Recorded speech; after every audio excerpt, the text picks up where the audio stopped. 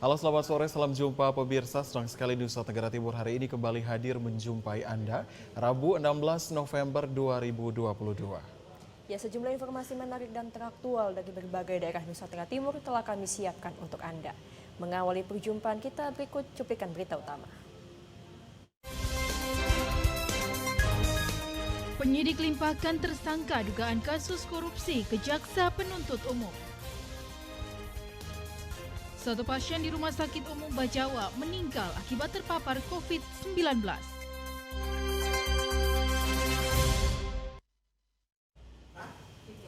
Ya pemirsa, cuplikan berita utama tadi akan kami rangkai dengan sejumlah informasi menarik dan teraktual lainnya bersama saya Junet Kapitan. Dan saya Komang Astri, inilah Nusa Tenggara Timur hari ini selengkapnya untuk Anda.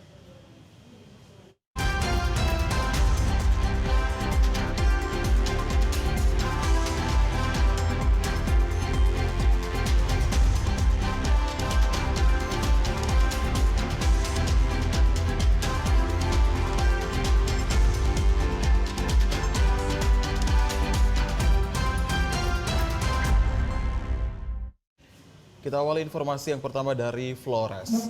Pemirsa, setelah kurang lebih 3 bulan melakukan pemeriksaan lanjutan terhadap ketiga tersangka dugaan korupsi dana percepatan penanggulangan COVID-19 Kabupaten Flores Timur tahun anggaran 2020, akhirnya penyidik Kejaksaan Negeri Flores Timur menyerahkan tersangka dan barang bukti ke Jaksa Penuntut Umum atau JPU. Kasipitus Kejaksaan Negeri Flores Timur Kosmas Oimatan menjelaskan, penyerahan tersangka dan barang bukti ini dilakukan setelah berkas perkara kasus korupsi pada Badan Penanggulangan Bencana Daerah Flores Timur 2020 dinyatakan rampung. Barang bukti dan 3 tersangka yakni PIG mantan Sekretaris Daerah Flores Timur, AHB sebagai Kepala Pelaksana BPBD, dan PLT bertindak sebagai Bendahara BPBD secara resmi diserahkan ke pihak JPU. Selanjutnya, ketiga tersangka akan ditahan selama 20 hari ke depan, terhitung sejak 15 November hingga 4 Desember 2022. Pelimpahan berkas kepada pihak pengadilan negeri untuk proses persidangan direncanakan pada awal Desember 2022 mendatang, tergantung penyempurnaan dan perbaikan dakwaan dari pihak JPU dalam materi tuntutan yang akan dibacakan di hadapan majelis hukum dengan materi dakwaan yang mudah dimengerti, baik itu tersangka maupun penasehat hukumnya. Penyidik Kejari Flores Timur telah melakukan penyerahan tahap 2, yaitu penyerahan tersangka dan barang bukti dari penyidik Kejari Flores Timur kepada penuntut umum Kejari Flores Timur atas nama tersangka dalam perkara tersangka Petronella Letektoda, Alfonsus Hadaputan, dan Paulus Igo Beroda dalam dugaan perkara tindak pidana korupsi, pengelolaan keuangan anggaran COVID-19 di BPBD pada tahun 2020. Berkenaan dengan penetapan 3 tersangka dugaan korupsi dana percepatan penanganan COVID-19 di Kabupaten Flores Timur tahun anggaran 2020 berdasarkan hasil perhitungan kerugian keuangan negara oleh Badan Pengawasan Keuangan dan Pembangunan Perwakilan NTT, ditemukan dugaan penyimpangan yang menimbulkan kerugian keuangan negara sebesar 1,5 miliar rupiah. Dari Kabupaten Flores Timur, Patman Werang, TVRI NTT. Ya, Bawaslu Kabupaten Ngada terus melakukan sosialisasi terkait pemilu dengan menggandeng berbagai elemen masyarakat untuk mensukseskan pemilu 2024 nanti. Pengawasan setiap tahapan pemilu dengan melibatkan stakeholder diharapkan bisa mewujudkan pemilu yang berkualitas dan bermartabat serta meminimalisir golput.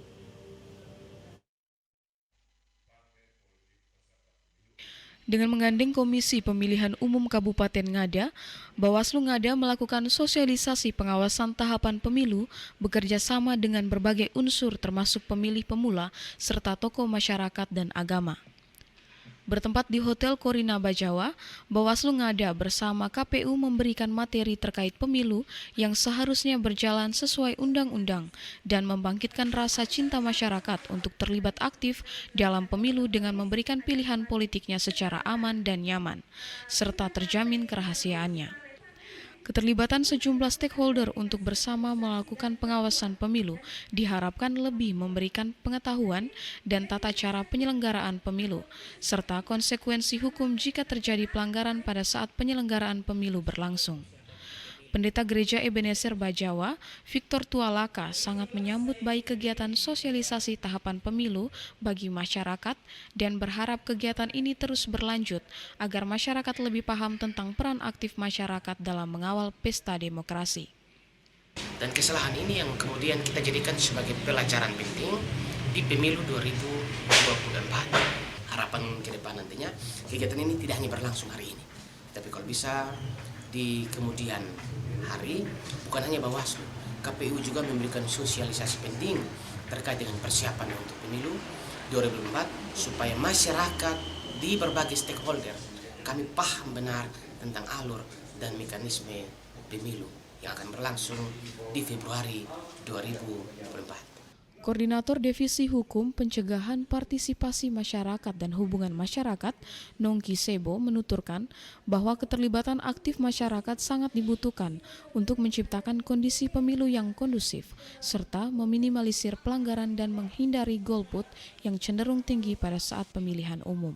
Sosialisasi tahapan yang dilakukan Bawaslu hari ini terhadap stakeholder, kita melihat bahwa posisi tawar stakeholder pada proses meningkatkan partisipasi masyarakat ini menjadi sangat penting. Karena biar bagaimanapun stakeholder ini dia menguasai kelompok-kelompoknya masing-masing. Sehingga Bawaslu dalam kapasitasnya sebagai pengawas pemilu untuk mengawasi semua tahapan pemilu 2024 itu akan terus bekerjasama dengan stakeholder dalam konteks sosialisasi. Bawaslu Ngada terus bekerja keras agar penyelenggaraan pemilu bisa menjadi pesta demokrasi yang sesungguhnya dan dinikmati oleh semua masyarakat dengan terlibat aktif untuk melakukan pengawasan dan dapat menyalurkan pilihan politik secara bebas dan berdaulat sesuai hati nurani. Dari Kabupaten Ngada, Lexi Nunu, TVRI NTT. Ya, pemirsa, untuk menjaga stabilitas harga pangan, terutama beras dan sejumlah bahan pokok lainnya dalam menekan inflasi, Perum Bulog Cabang Larantuka melakukan operasi pasar murah serta berkoordinasi dengan Kanwil Bulog terdekat untuk mendapatkan pasokan beras tambahan jika permintaan pasar tinggi.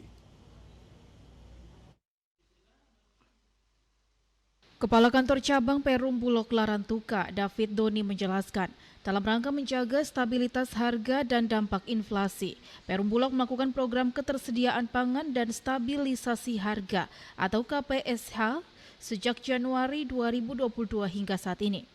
Dengan program ini diharapkan harga beras, terutama beras premium, relatif terkendali sehingga inflasi terjaga.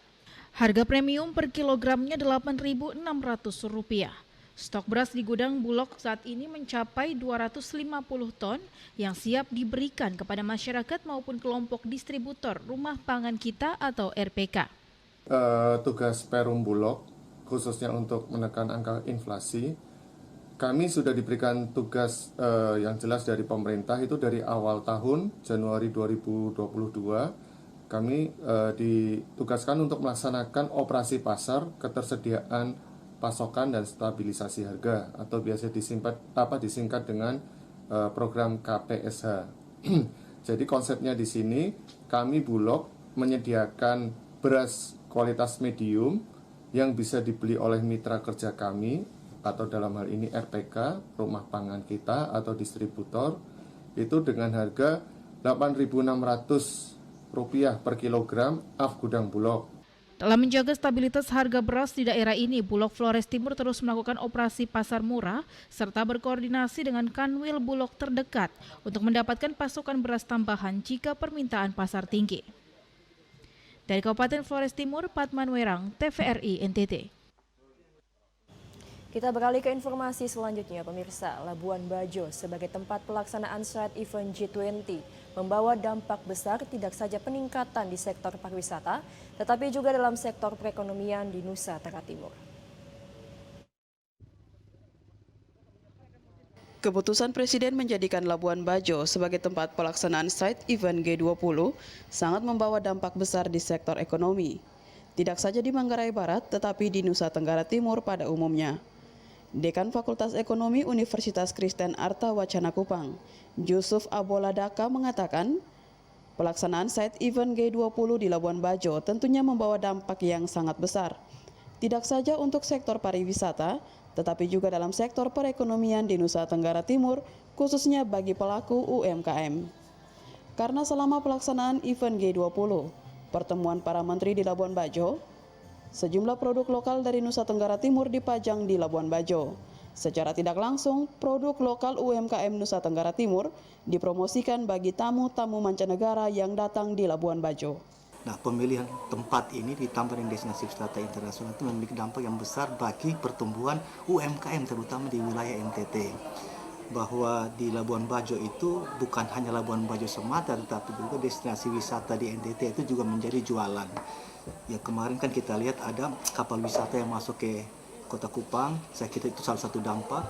Tetapi yang paling berdampak itu adalah UMKM. Bahwa semua pengrajin, semua produk lokal itu dipajang di Labuan Bajo. Jadi bukan hanya di Daratan Flores Manggarai, tetapi juga dari Sumba, dari Alor dan Daratan Timur itu juga ada di sana. Memang dampak langsung kepada masyarakat NTT dan Indonesia itu pasti ada.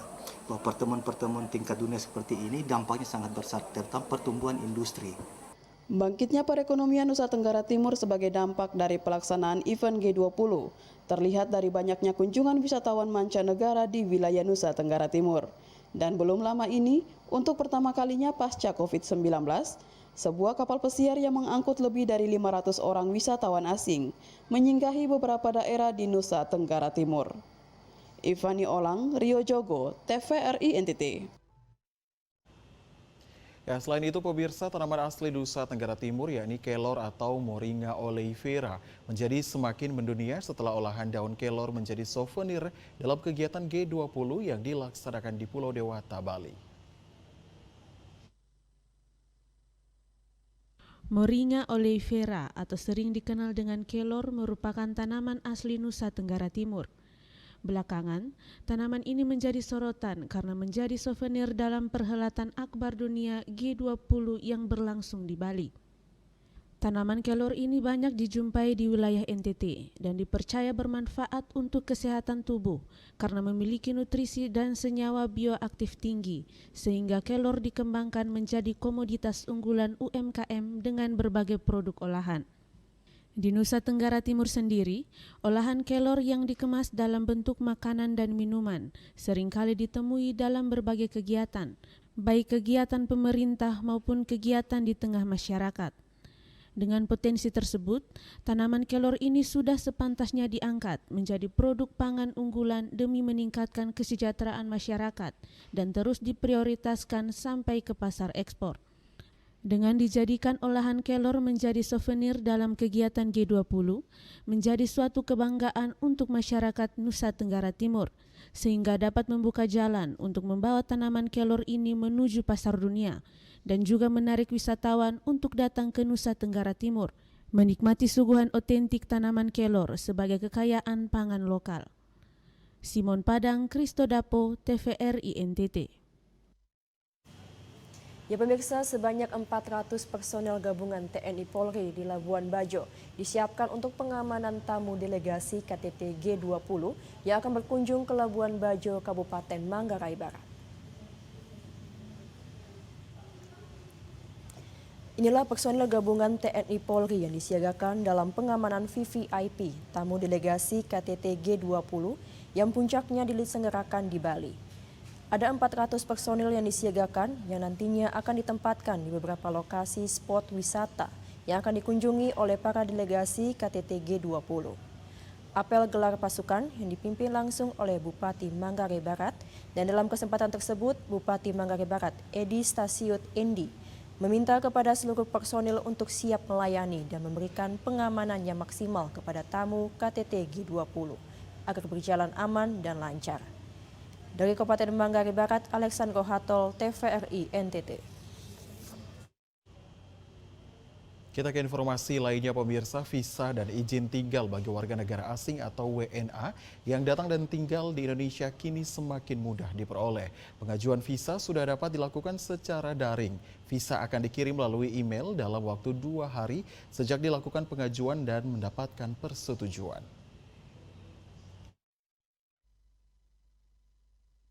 Pengajuan izin tinggal orang asing hanya membutuhkan waktu paling lama 1-2 hari.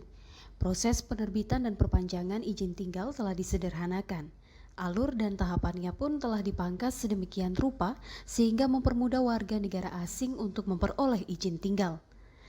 Hal inilah yang disampaikan Kepala Kantor Imigrasi Kelas 1 TPI Kupang, Darwanto. Ia juga menjelaskan hal ini dilakukan karena kantor imigrasi telah melakukan penyederhanaan birokrasi, mempermudah dan mempercepat dalam proses pelayanan visa dan izin tinggal. Ada izin tinggal lagi namanya ITAS, izin tinggal terbatas. Ada yang ITAS 6 bulan, ada yang ITAS 1 tahun, dan ada yang 2 tahun. Bagaimana cara mendapatkan ITAS itu? ITAS itu macam-macam. Ada ITAS manula, manusia lanjut usia. Ada ITAS bekerja, harus disponsori oleh orang yang mempekerjakan. Kemudian kalau ada ITAS tenaga ahli, dia harus disponsori siapa yang mempergunakan keahlian dia, atau Mendikbud, atau dari pertambangan, dan yang keahlian atau dari lapangan ya, itu kebanyakan di situ, itu ITAS ya. Kalau kita sudah mendapat ITAS itu sesuai dengan umurnya, nanti dia bisa mengajukan setelah cukup umurnya 5 tahun atau 3 tahun, nanti dia bisa mengajukan namanya alih status. Apalagi yang kawin campuran ya, alih status menjadi ITAT, izin tinggal tetap. Diharapkan dengan kebijakan keimigrasian terkait visa dan izin tinggal seperti ini dapat membantu warga negara asing dalam kunjungannya ke Indonesia. Selain itu, dapat membantu percepatan investasi modal asing dan juga membantu perkembangan perekonomian masyarakat Indonesia. Foniniti Riojogo, TVRI NTT. Ya pemirsa, sejumlah informasi menarik dan teraktual lainnya masih akan kami hadirkan usai jeda pariwara berikut. Tetaplah bersama kami di Nusa Tenggara Timur hari ini.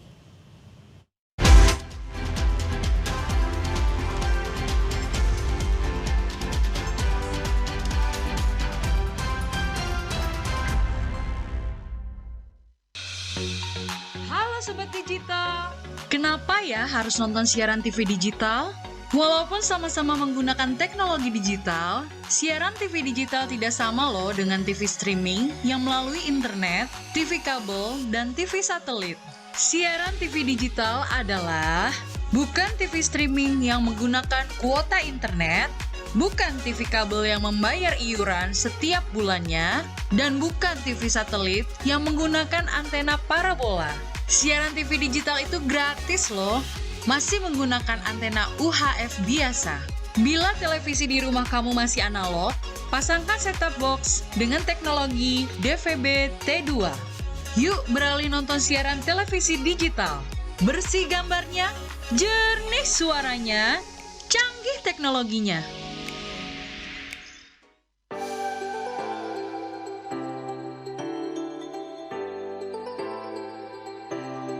Halo Sobat Digital, gak enak kan kalau kamu nonton TV gambarnya masih bersemut seperti ini? Tambahkan set-top box di perangkat analog kamu untuk menonton siaran TV digital. Beli set-top box bisa di toko online atau di marketplace. Bisa juga beli di toko elektronik sekitar tempat tinggal kamu.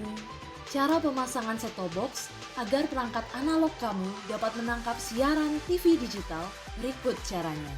Sambungkan kabel RCA berwarna kuning, merah, dan putih sesuai warnanya pada set-top box juga pada perangkat analog kamu. Sambungkan juga kabel antena UHF kamu ke set-top box. Lalu sambung kabel power set-top box pada sumber listrik. Nyalakan set-top box menggunakan remote. Pilih menu AV pada perangkat analog kamu. Saat muncul menu panduan instalasi, pilih channel search atau pencarian siaran. Tunggu prosesnya sampai selesai ya. Dan kamu sudah siap menyaksikan siaran televisi digital. Dan gratis tanpa berlangganan.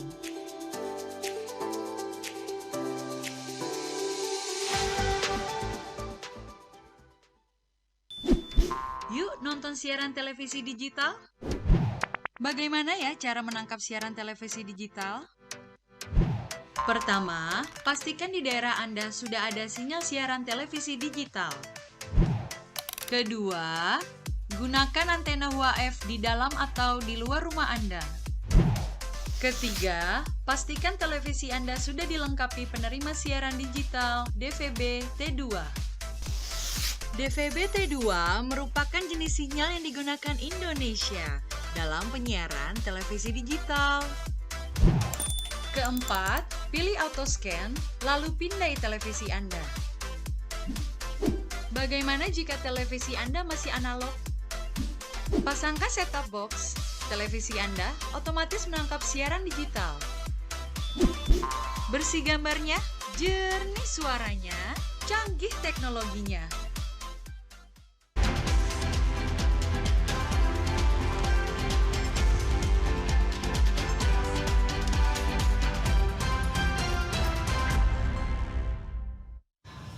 Terima kasih Anda masih bersama kami di Nusa Tenggara Timur hari ini. Kita beralih ke informasi selanjutnya. Penataan kawasan pariwisata di Labuan Bajo, Kabupaten Manggarai Barat selama kepemimpinan Kabinet Indonesia Maju memberikan peningkatan dan kesejahteraan kepada masyarakat. Pemerintah daerah sangat mengapresiasi atas perhatian besar dari pemerintah pusat terhadap pembangunan dan penataan Labuan Bajo. Pembangunan dan penataan kawasan pariwisata di Labuan Bajo, Manggarai Barat merupakan langkah strategis pemerintah Kabinet Indonesia Maju Joko Widodo Ma'ruf Amin. Pemerintah daerah Kabupaten Manggarai Barat menyampaikan terima kasih kepada pemerintah pusat atas perhatian khusus terhadap penataan dan pembangunan infrastruktur pariwisata yang ada di Kabupaten Manggarai Barat. Sejumlah infrastruktur pendukung pariwisata telah rampung dibangun dan diresmikan secara langsung oleh Presiden Joko Widodo. Keberadaan sarana pendukung pariwisata ini sedikit banyak telah memberikan dampak positif terhadap kesejahteraan masyarakat Labuan Bajo. Rakyat kami menyampaikan banyak terima kasih Bapak Presiden Joko Widodo yang sangat membantu dan memperhatikan Labuan Bajo. Pertama, Labuan Bajo ditetapkan sebagai daerah wisata super premium. Dengan ditetapkan ini maka berdampak dengan demikian pesatnya pembangunan di Labuan Bajo di segala macam infrastruktur terutama. Dengan pembangunan ini maka akan sangat membantu terutama perekonomian masyarakat. Jadi sekali lagi kami sangat berterima kasih. Dari Kabupaten Manggarai Barat, Alexandro Hatol, TVRI NTT. Pemirsa, Bupati Malaka Simon Nahak mengajak semua stakeholder untuk bekerja lebih serius dalam menurunkan angka stunting di Kabupaten Malaka. Semua pihak diminta untuk mendata secara pasti angka stunting untuk mempermudah penanganan terhadap bayi dan balita yang dikategorikan stunting.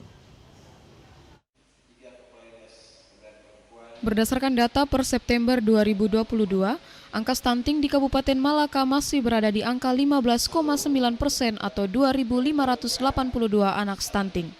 Sebelumnya angka stunting Kabupaten Malaka 18,9%. Bupati Malaka Simon Nahak mengajak semua warga untuk bekerja lebih serius dalam menurunkan angka stunting di Kabupaten Malaka. Angka 2.000-an anak stunting masih tergolong tinggi. Harus ada solusi untuk menurunkan angka stunting bahkan menghilangkan. Semua pihak yang terlibat harus mendata secara pasti dan segera memberi penanganan terhadap bayi yang dikategorikan stunting. Simon juga mengajak agar anak-anak yang tidak mampu secara ekonomi dapat dijadikan anak asuh kurang lebih dibantu selama setahun. Jadi kita sedang menghadapi anak-anak stunting di Malaka sejumlah 2.582 anak. Bagi saya ini yang penting. 2.580 ini penting. Bagaimana rumusan hari ini dan bagaimana eksekusinya sehingga pertemuan berikut ini akan dihilang. Dan itu penting. Lalu saya lihat alat timbang. Karena diwajibkan untuk 3 bulan itu kalau bisa timbang bayi, sehingga tidak kurang bayarnya. Simonahak juga mengajak para keluarga agar manfaatkan pekarangan rumah dengan menanam aneka sayuran untuk dikonsumsi setiap hari. Dari Kabupaten Malaka, Yosman Seran, TVRI NTT. Pemirsa, puluhan tenaga kesehatan dan dokter Rumah Sakit Komodo Labuan Bajo mendatangi kantor Bupati Manggarai Barat untuk mempertanyakan dana intensif COVID-19 sebesar 32 miliar yang belum dicairkan.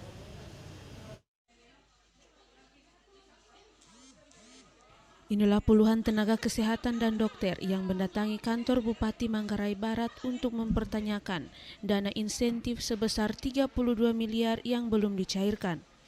Para nakes dan dokter ini mengaku kecewa lantaran hak yang seharusnya didapatkan setelah bertugas mengatasi pandemi COVID-19 belum dibayarkan.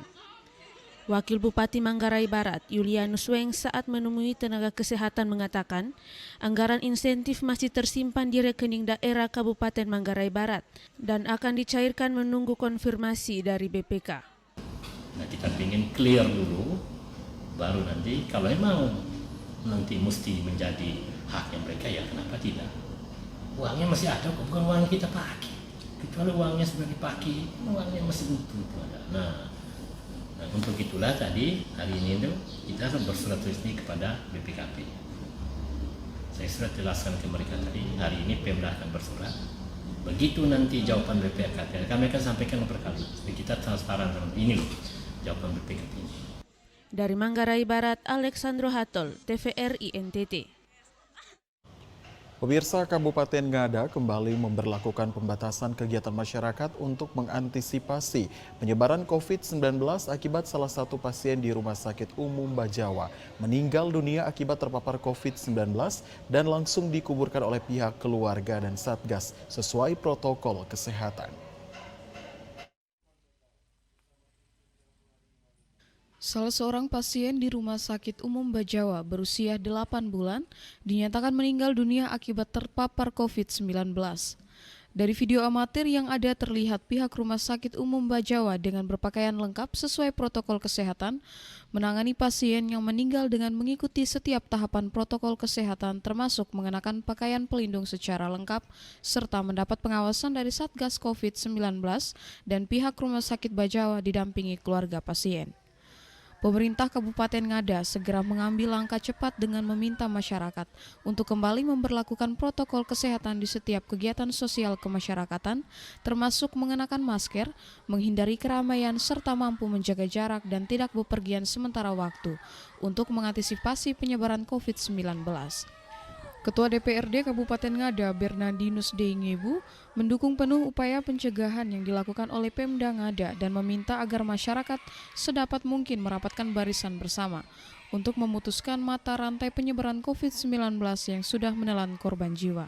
Anggaran yang sudah kita sepakati bersama untuk pembukaan masker dan jarak, kita harapkan dengan adanya kasus ini kita kembali merapatkan barisan untuk teman-teman gugus, teman-teman nakes, lalu teman-teman ASN maupun seluruh masyarakat untuk kita kembali menggunakan prokes, mentaati prokes dengan tentunya menggunakan masker, menjaga jarak, di dalam ruangan tertutup kita tetap menggunakan masker. Pantauan TVRI di Kota Bajawa, masyarakat masih mengabaikan protokol kesehatan dengan tidak kembali mengenakan masker, serta belum secara ketat memberlakukan protokol kesehatan, walau pemerintah sudah menetapkan pemberlakuan PPKM pada level 1. Dari Kabupaten Ngada, Lexi Nunu, TVRI NTT. 9 fraksi di Dewan Perwakilan Rakyat Daerah Nusa Tenggara Timur dalam pendapat akhir fraksi menyatakan menerima Rancangan Anggaran Pendapatan dan Belanja Daerah APBD NTT tahun anggaran 2023 untuk dibahas lebih lanjut.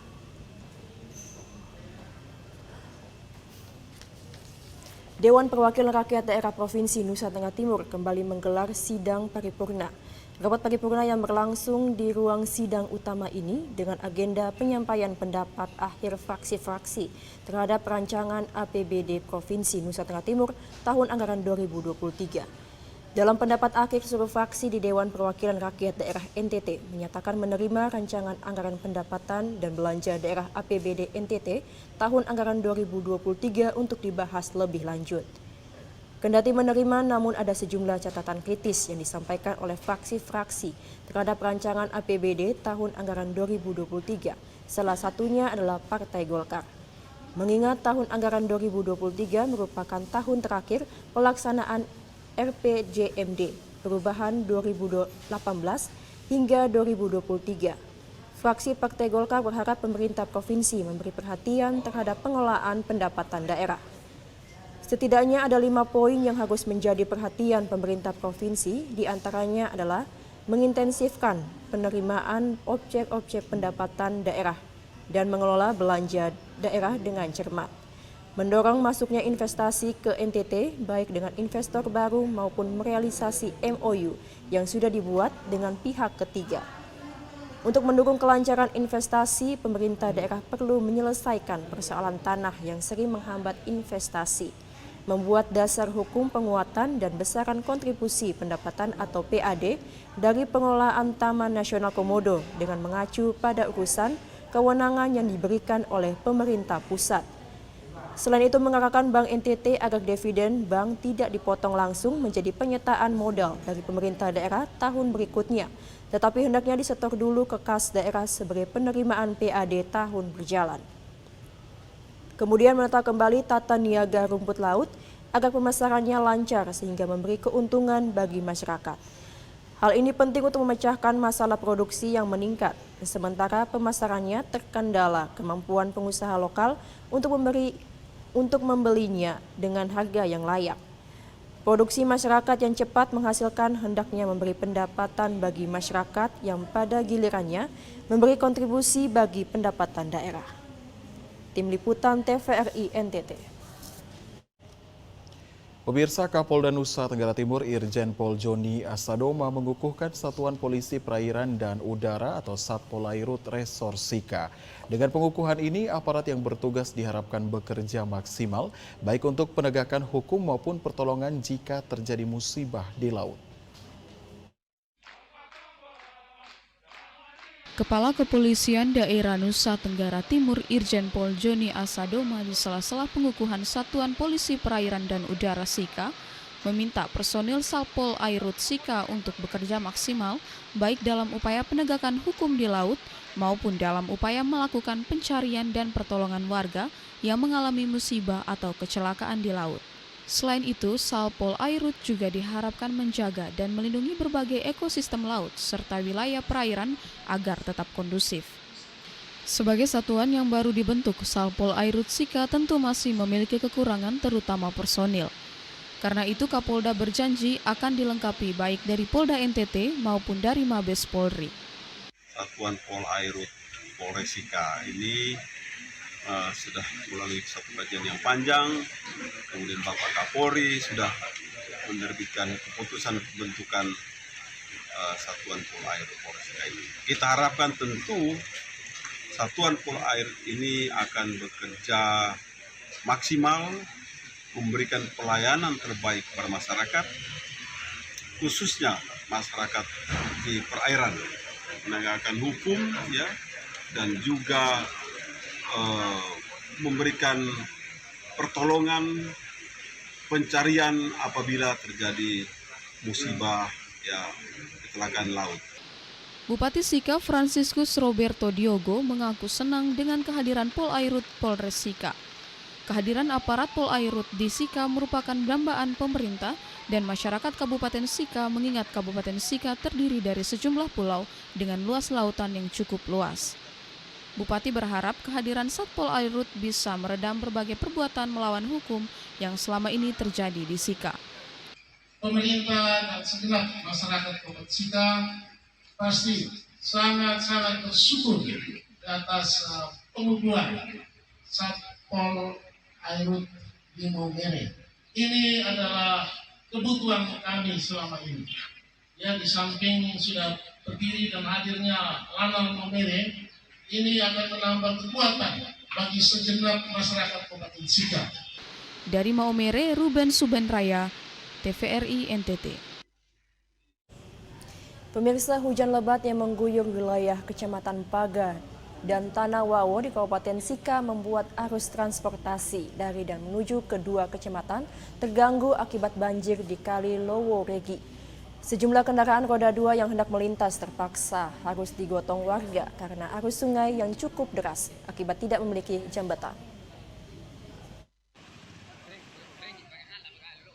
Hujan deras yang mengguyur dua kecamatan di wilayah barat Kabupaten Sika, yakni Kecamatan Paga dan Kecamatan Tanah Wawo, membuat Kali Lowo Regi banjir. Setiap kendaraan roda 4 dan roda 6 yang melintasi crossway di ruas jalan di kali itu harus ekstra hati-hati. Sementara kendaraan roda 2 yang terpaksa harus digotong oleh warga setempat karena arus sungai yang cukup deras. Sejumlah pengendara terpaksa harus mengurungkan niatnya untuk melanjutkan perjalanan guna menghindari hal-hal yang tidak diinginkan. Camat Tanah Wawo John Oriwis mengatakan, selain Kali Lowo Regi, keadaan yang sama juga terjadi di Kali Lowo Lamba. Warga cukup kesulitan untuk melewati jalan tersebut ketika musim hujan. Membangun jembatan merupakan solusi agar arus transportasi dari dan ke kedua wilayah menjadi lancar. Jadi di situ memang dia masuk wilayah Kecamatan Paga, tapi itu poros jalur utama menuju kami di Kecamatan Tanah Wawo yang di sana ada 10 desa. Banjir dari kali apa? Banjir ini dari Kali Lowo Regi. Untuk kondisi saat ini bagaimana? Untuk kondisi saat ini masih aman. Tadi sudah coba koordinasi lagi ke atas, ke kecamatan. Kondisi sementara aman, tidak ada korban jiwa dan. Dari Maumere, Ruben Subanraya, TVRI NTT. Pemirsa, pemuda Silo Naikoten 1 Kupang selain melakukan penggalangan dana renovasi gedung gereja, juga hadir untuk mendukung visi misi Gubernur dan Wakil Gubernur Nusa Tenggara Timur untuk mengentaskan stunting di Nusa Tenggara Timur dan mendukung perkembangan UMKM. Menjelang Hari Raya Natal 2022, pemuda Silo Naikoten 1 Kupang siap menggelar konser amal untuk renovasi gedung gereja pada 10 Desember 2022 nanti. Tidak hanya berfokus pada renovasi gedung gereja semata, pemuda Silo pun turut berkontribusi untuk mengentaskan stunting serta mendorong tumbuh kembangnya UMKM di Nusa Tenggara Timur, khususnya Kota Kupang. Rangkaian acara yang akan dilaksanakan 9 hingga 10 Desember 2022 nanti di Aula El Tari Kupang terdiri dari konser amal dengan mendatangkan penyanyi dari ibu kota, juga ada kegiatan donor darah, workshop stunting dengan operasi timbang, workshop UMKM dan pameran UMKM untuk mendorong perekonomian khususnya di Kota Kupang. Wakil Ketua Majelis 1 Jemaat Silo Naikoten, Pendeta Roni S. Runtu MTH mengatakan, konser amal renovasi gedung gereja dan kegiatan sosial oleh pemuda Silo Naikoten 1 ini diharapkan dapat menjadi berkat bagi banyak orang, serta dari sini dapat dilihat bagaimana kontribusi dan kepedulian pemuda-pemudi untuk membantu pemerintah Provinsi NTT dalam menghadapi persoalan stunting dan mendukung kemajuan perekonomian masyarakat. Gereja harus menjadi berkat bagi masyarakat. Karena itu walaupun kegiatan ini berorientasi pada bagaimana kita membangun pembangunan fisik, tapi kami tetap menyatakan kepedulian sosial, yaitu dengan kegiatan pemuda peduli stunting. Nah, kegiatan pemuda peduli stunting ini memang menjadi fokus karena kita berupaya bersama pemerintah provinsi kota untuk mengentas, paling tidak kita melakukan sesuatu berkaitan dengan kondisi stunting yang jelas-jelas sekarang menjadi tantangan bukan saja pemerintah tapi juga gereja tentunya. Kami berharap bahwa kegiatan ini dapat disupport, dapat didukung bukan saja oleh jemaat di Silo tapi juga oleh semua jemaat, semua masyarakat yang ada. Dari Kota Kupang, Esther Siubelan, Kristo Dapo, TVRI NTT.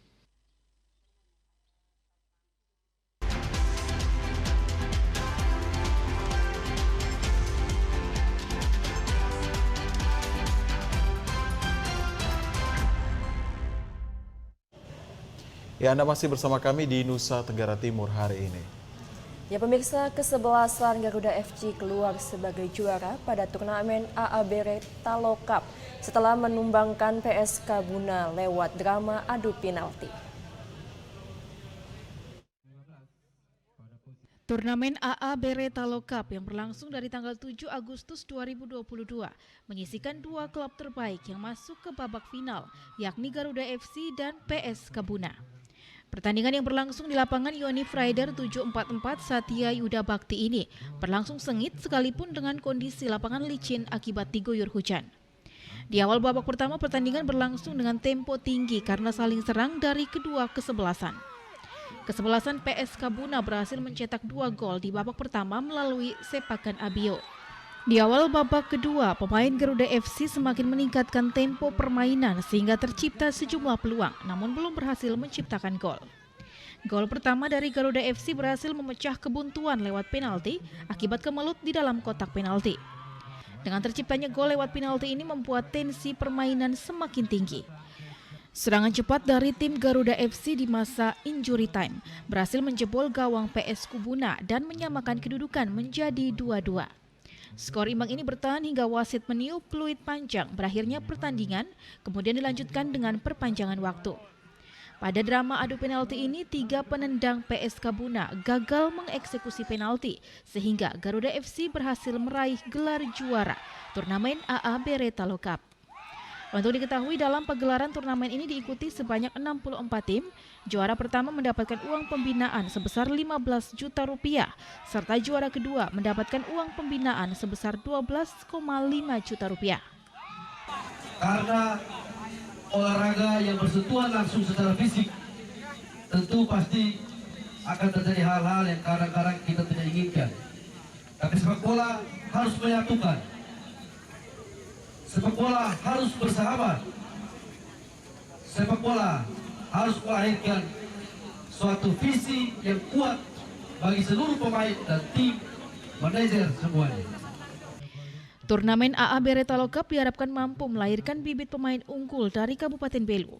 Selain itu dapat meningkatkan sportivitas antar para pemain, tim serta seluruh supporter sehingga sepak bola di Kabupaten Belu semakin maju. Dari Kabupaten Belu, Andri Witak, TVRI NTT. Sementara itu, pemirsa, dalam penyisihan 8 besar Pekan Olahraga Provinsi Nusa Tenggara Timur ke-8 tahun 2022, tim futsal putra Kota Kupang tampil gemilang dengan meraih kemenangan atas tim putra Kabupaten Belu dengan skor akhir 8-3. Disaksikan TVRI NTT di lapangan futsal Gor Oepoi Kupang, tim futsal putra Kota Kupang berhasil memenangkan duel atas tim putra Kabupaten Belu dengan skor 8-3. Ini merupakan laga 8 besar menuju ke semifinal Pekan Olahraga Provinsi Porprov NTT ke-8 tahun 2022. Pada babak pertama, Kota Kupang unggul 3-1 dari Kabupaten Belu. Dan pada babak kedua, Kota Kupang berhasil mempertahankan keunggulan dengan tambahan skor bagi Kota Kupang dan Kabupaten Belu menjadi 8-3 untuk kemenangan Kota Kupang.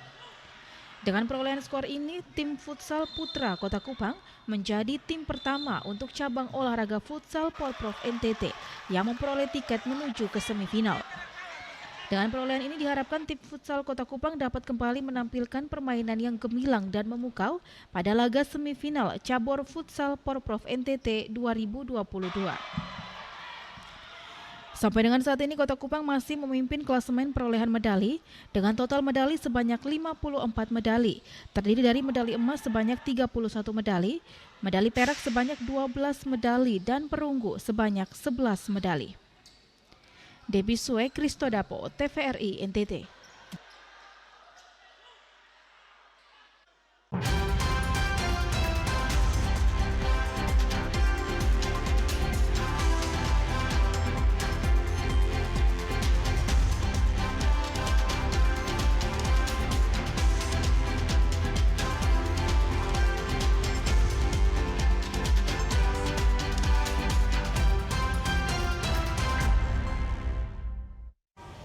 Pemirsa, informasi tadi sekaligus mengakhiri perjumpaan kita. Tak lupa kami juga terus mengajak Anda untuk tetap menaati protokol kesehatan kapanpun dan dimanapun guna mencegah penularan COVID-19. Dan pemirsa, mari beralih ke TV digital untuk kualitas yang lebih baik. Terus saksikan Nusa Tenggara Timur hari ini yang menyajikan informasi secara santun, lugas, dan berimbang. Hanya di TVRI NTT, media pemersatu bangsa. Dari kata saya, Komang Astri. Ya, dan saya Junet Kapitan mewakili seluruh kerabat kerja yang bertugas mengucapkan terima kasih atas perhatian Anda. Selamat petang dan sampai jumpa.